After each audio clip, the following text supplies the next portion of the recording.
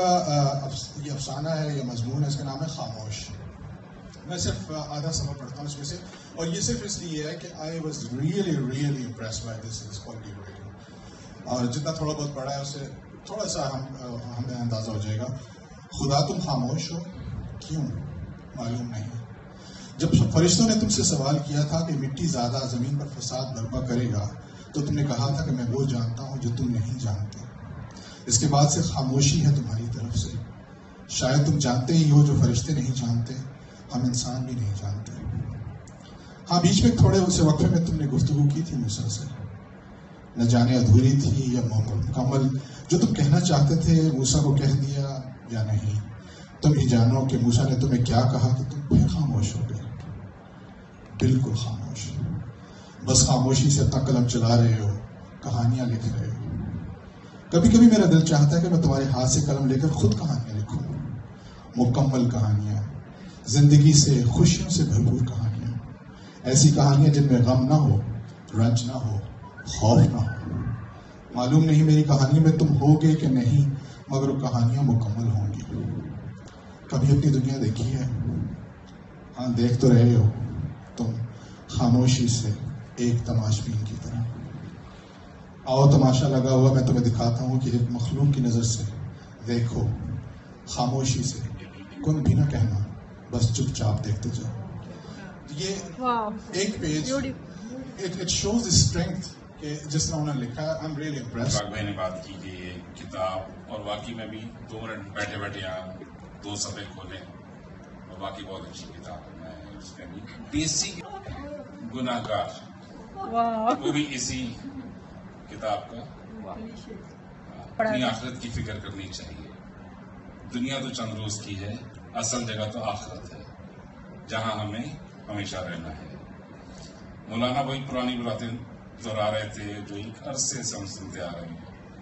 لہجہ بھی روایتی مولویوں والا تھا، اور میں بھی ایک دنیا دار کی طرح اوپری دل سے نہ سن رہا تھا، اوپر سے سن رہا تھا. دماغ کسی دوسرے ہی حساب کتاب میں لٹا ہوا تھا. اس دن شومی قسمت دروازے سے باہر نکلا تو گشت ارکان سامنے کھڑے تھے.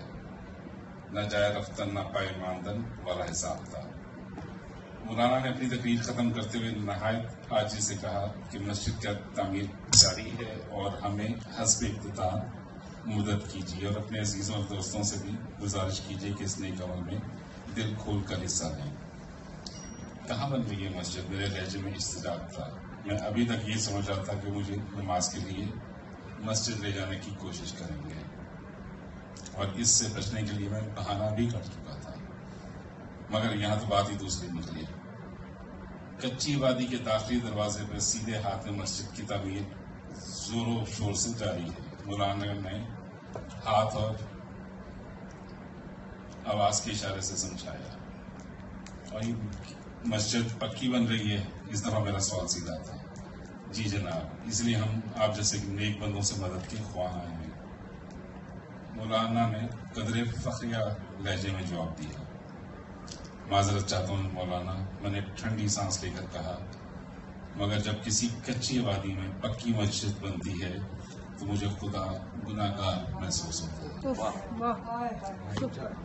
یہ پنچ لائن کے مطلب، جب کسی کچی وادی میں پکی مسجد بنتی ہے تو خدا گناہ گار لگتا ہے. دس از دا پنچ لائن جو 1 منٹ میں آپ جملہ پڑھتے ہیں اور پھر اوپر جا کے پڑھنا شروع کرتے ہیں کہ بات کہاں سے اسٹارٹ ہوئی. ویری نائس بک. آشنا کیسے ہوگی؟ اب اپنے جو خرم بقا صاحب ہیں، دوست ہیں، ان سے میری پہلی ملاقات ایک ریڈیو شو میں ہوئی تھی. تو وہ انگلینڈ میں رہتے ہیں، تو وہاں پہ انہوں نے ایک افسانہ تھا ان کے جسے تھا فرینچ ٹوسٹ کے نام سے. اچھا، ان سے میرا جو پہلا تعارف ہوا، آئی تھا کہ یہ کوئی مزاح نگار ہے. بٹ اب اس کے بعد جب ان کی یہ کتاب سامنے آئی ہے، اب اس کا نام دیکھیں کہ نام ہے کلیشے. اب کلیشے نام کیسے نہ پڑے کہ جب آپ انگلینڈ میں رہتے ہوں، ٹھیک ہے، اور اردو میں کتاب لکھ رہے ہوں تو ٹائٹل تو انگلش میں ہی آئے گا نا، ٹھیک ہے. تو ہماری جو اردو زبان ہے اس کے لیے بہت لوگ کام کر رہے ہیں. اردو زبان ظاہر ہندوستان میں سب کانٹیننٹ میں ڈیولپ ہوئی، اور اس کے بعد بہت اچھے اچھے شعراء کے اندر آئے، جیسے پیشوا صاحب نے بہت ہی لگا دی، میں ورنہ بڑی بات کرنے کا موقع تھا. انہوں نے ہماری اردو کو رومن اردو میں لکھنا شروع کر دیا، جیسے وہ رومن الفابیٹس ہوتے تھے. پھر انگریز جو ہے وہ واپس چلے گئے، ٹھیک ہے، انگلینڈ آ گئے. اب آپ دیکھیں یہ کہ جیسے اردو کے لفظ بھول رہا ہے یہاں پر. خیر اینی ویز، تو پھر اچھے اچھے ادیب مشتاق احمد یوسفی صاحب وہ انگلینڈ میں رہتے ہیں، ٹھیک ہے. اچھا کچھ ایسا کیلیفورنیا میں رہے. ہمارے دوست خرم بقا صاحب یہ بھی انگلینڈ میں رہتے ہیں.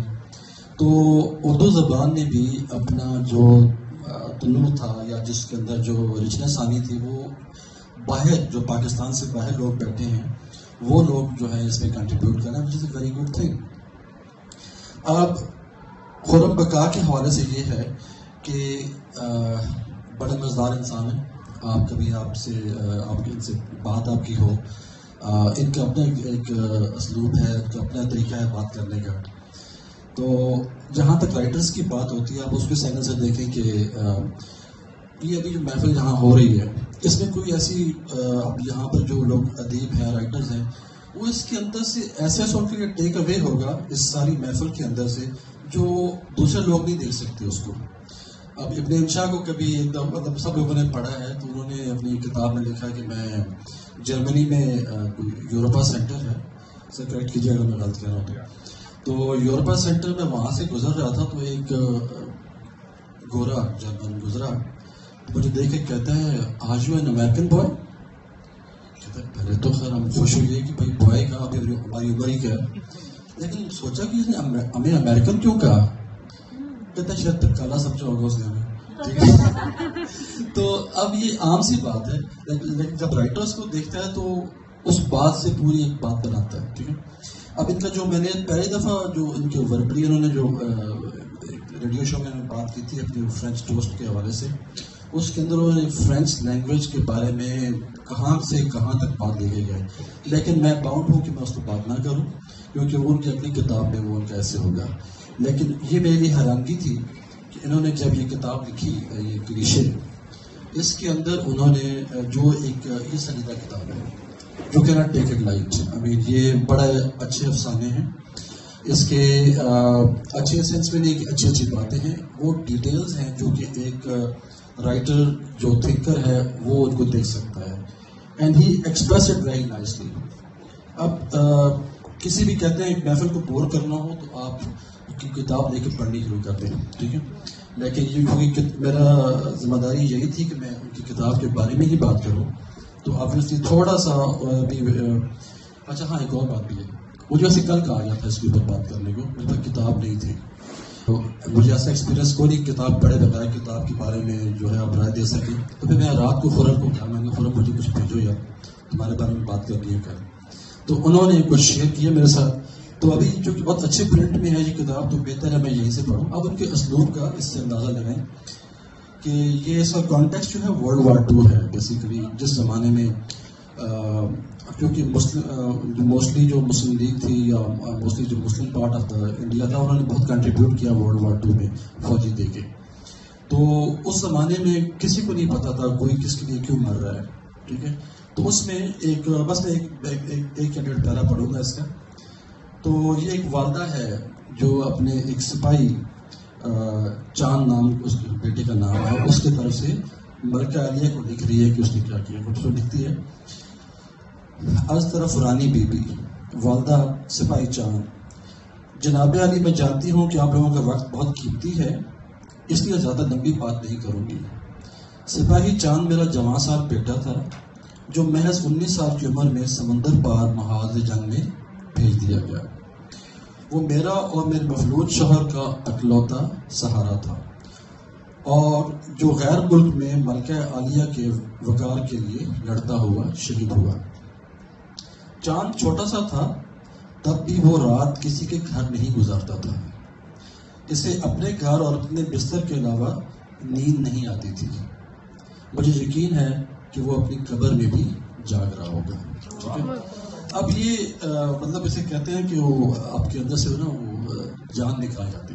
تو یہ ہمارے دوست خرم بقا صاحب کی جسٹ ایک نمونے کے طور پر کہتے ہیں نا، آپ وہ ایک دیکھ کر ایک وہ چاول کا دانہ اٹھا لیں، ٹھیک ہے، تو وہ آپ کو پتہ دے دے گا کہ ہاں کہ وہ باقی دیکھ کیسی ہے.